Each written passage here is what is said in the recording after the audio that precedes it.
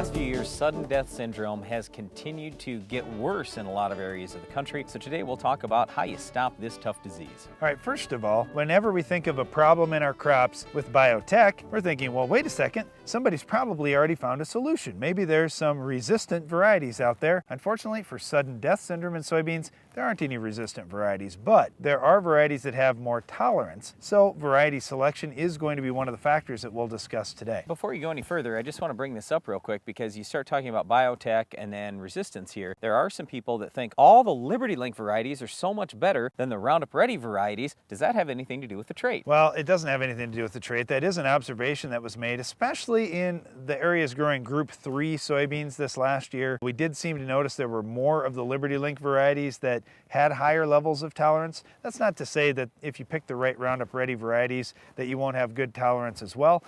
Just one of those things. When you're crossing that trait in, not only are you crossing the trait into different varieties, you're crossing that germplasm in the variety that has the trait. And the parent variety for the Liberty Link beans in the Group 3s had pretty good sudden death syndrome tolerance, a little more than what the parent variety for the Roundup Ready to Yield soybeans did. And so naturally, you've got more varieties that are going to have that in there. But as you start doing more crossing with the Roundup Ready varieties and the Liberty Link varieties, you can cross other germplasm in, and suddenly, any inherent weaknesses of that parent variety seem to go away over time. The other big misconception that's out there is planting later is going to help you so dramatically that everybody should delay planting on their soybeans until really late and will solve the sudden death syndrome and still have high yields. Well, from the research that we've seen so far, that's absolutely not true. If you delay planting, you've lost a bunch of yield.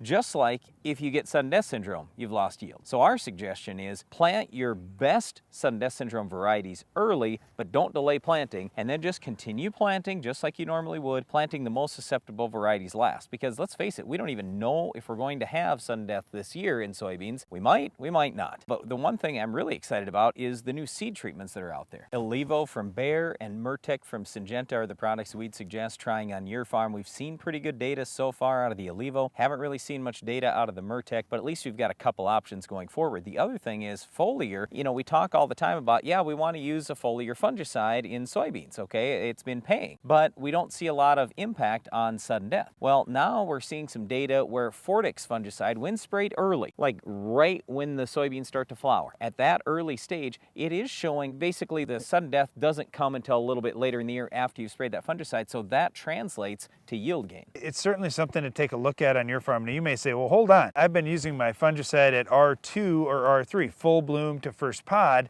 and I've had pretty good gains with that. That's fine. We'll still see a pretty decent gain at an R1 application, especially in the face of SDS. If you can stop SDS, you know you're going to gain some yield.